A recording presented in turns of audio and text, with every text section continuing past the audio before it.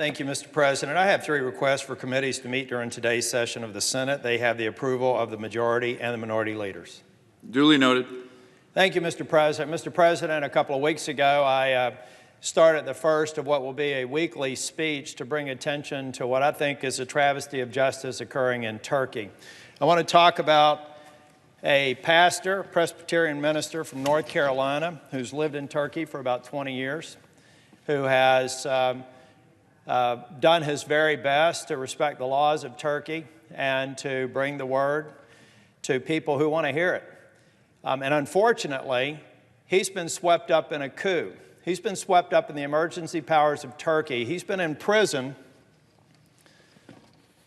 for 580 days. I went to Turkey about 6 weeks ago to visit Pastor Brunson in prison because I heard that after being in prison for about 1.5 years, and for much of that time in a cell that was designed for 8 people, it had 21 people in it, he was then indicted.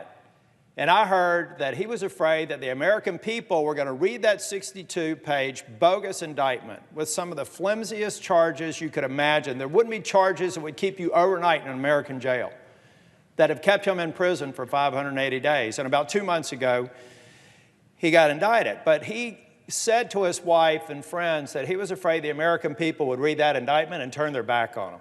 So it was important for me to travel over there and tell him face to face in that Turkish prison, that's the last thing that's going to happen.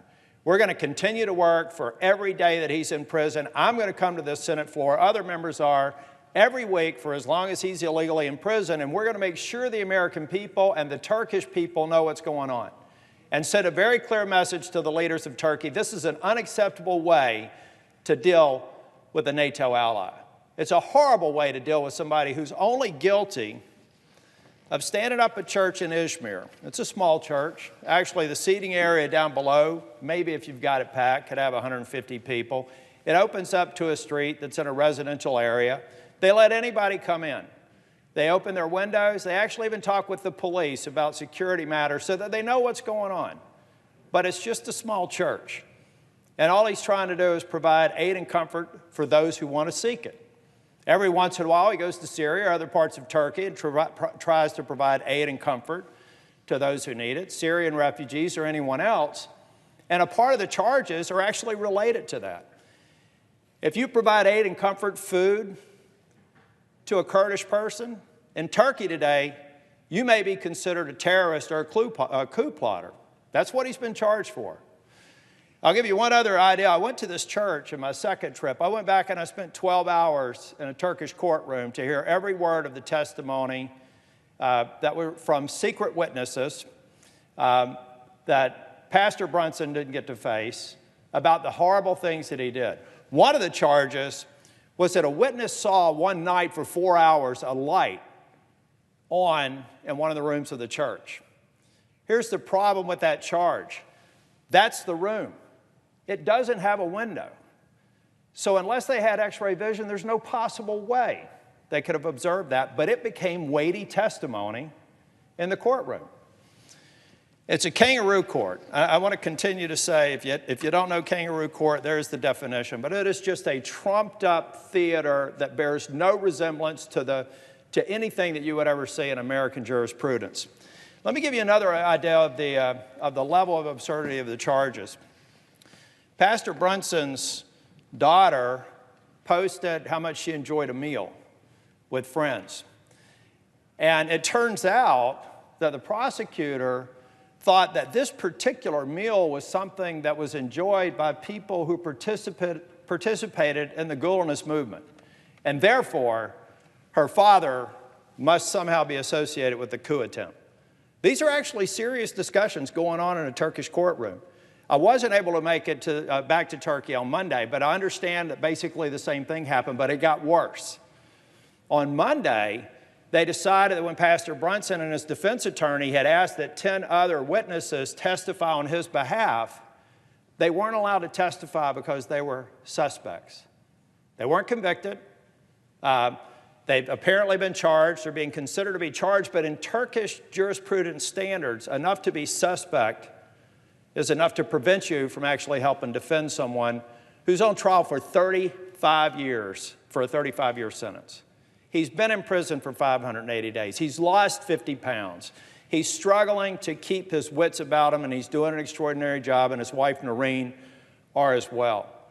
But this is a miscarriage of justice that I believe today, I said in the speech 2 weeks ago, and I'll say it again. Don't travel to Turkey right now.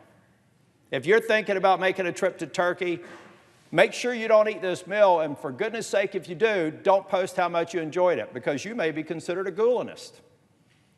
Don't take a picture with friendly people down the street whose ethnic origins you don't know, because they may have you associated with somebody that's suspected of plotting a coup.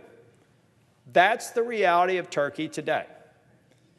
I can't guarantee the safety of North Carolinians because I have yet to actually speak with people in their State Department and their foreign ministry who actually understand the absurdity of what's going on in Turkey today. I hope that we can get back to a better position, but until this man is released and others who have been falsely charged are treated fairly, I'm going to have to come to the Senate floor each and every week we're in session to make sure that the American people know what's going on in Turkey and to make absolutely certain that the people like Pastor Brunson who are imprisoned know that they have people in the U.S. Senate. In fact, 66 members who have signed a letter trying to 66 Senate members. That's a big lift in the U.S. Senate to get any 66 members to agree on something. But to have them send a very clear message that we're watching and there will be consequences if this man is wrongfully imprisoned and could potentially spend the rest of his life in Turkey. Mr. President, I should have also mentioned earlier I wanted unanimous consent to enter into a colloquy with my friend and colleague from Oklahoma.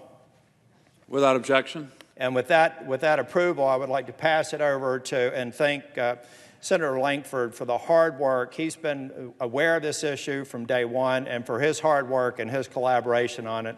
Senator Lankford, thank you. Senator Tillis, thank you. Mr. President, thank you for acknowledging our time to be able to be here and be in this conversation.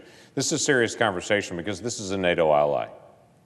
Dr. Andrew Brunson has been in Turkey now 24 years.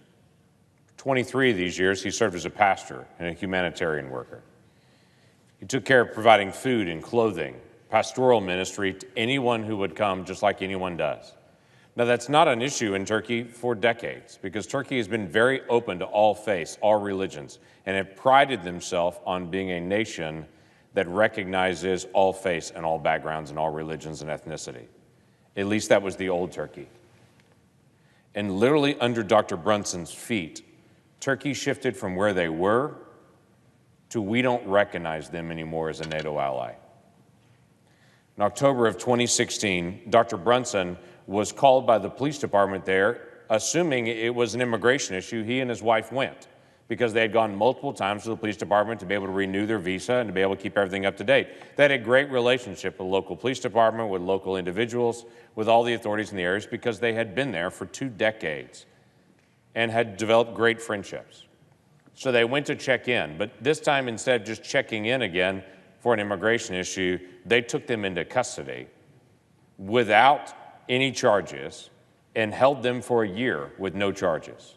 And then eventually presented these trumped up charges that they've laid out there that are absolutely absurd. How a Christian minister is somehow cooperating with a Muslim in a coup in Turkey is absurd on its face. But all of the crazy accusations from secret witnesses that would appear by video with their faces blurred out, making some accusation that they had seen or they had heard, allowing no one to actually ask them questions. And just as absurd on that is not allowing Dr. Brunson to be able to bring any witnesses in his defense. There have now been 2 hearings that have been just this style. Dr. Brunson not allowed to be able to bring anyone to be able to speak on his behalf. All of these trumped up witnesses that come with blurred out faces as a secret testimony that they can come present to be able to come back and present some sort of thing that they would consider evidence that we would never allow in any court. And quite frankly, no one would take seriously in any accusations. In 2016, after Dr. Brunson had just been in jail for a few weeks, I went to Turkey and visited with the minister there of justice. The Minister of Justice at that time said, we have some information, we're going to work this out, we're going to allow the process to be able to go through the court system, but we will rapidly go through this process. Now, in a year and a half later, we're finding out there never was any evidence, there never is any issue, and we're still dealing with an American being held hostage by a NATO ally. I thought I would never say this sentence, but I would like to see Turkey follow the example of North Korea and release American hostages that they're holding. Now, when Turkey, a NATO ally, is behind North Korea and how they're handling humanitarian issues, Turkey has moved to a very bad spot. And it's not a place that they need to stay. Turkey's been a friend and an ally. We've worked together against terrorism. We've worked together in economics. But I joined Senator Tillis in the statement that he just made. I would discourage anyone that I speak to and have to do any business in Turkey, to travel to Turkey at this point, because if you're doing business in Turkey, you cannot guarantee the safety of your employees any longer. If you're traveling to Turkey, you cannot be guaranteed safety anymore. Because of the emergency powers that are currently being used in their legal system, they can sweep up anyone for any accusation, hold them for any length of time. And that is not just theory, that is being proven by a pastor being held for a year and a half in Turkey with false charges. I would highly recommend no one does business in Turkey at this moment, just for the safety of your employees and the people that you would work with. Now, Turkey's not just done this.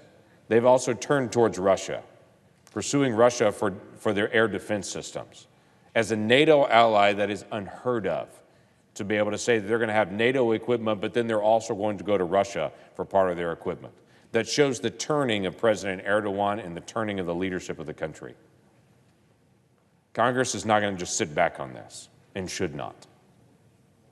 Senator Shaheen and I have already put language out for the Foreign Ops Bill in appropriations that would specifically identify those individuals, the judges in the court, the officials that are holding Pastor Brunson, the officials in the city jail, and in their national government that are specifically holding those individuals, to apply sanctions directly to the individuals that are holding an American pastor hostage.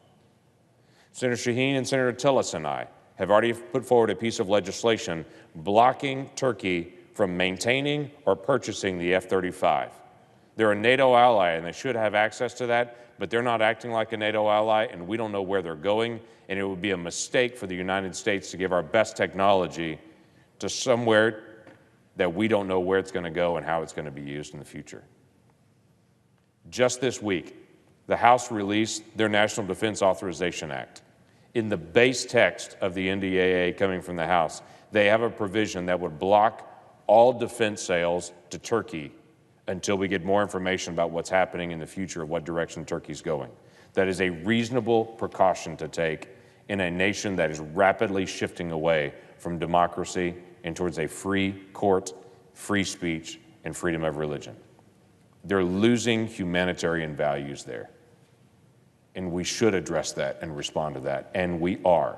It's not just what we might do, it's what we are doing currently to try to respond to this issue.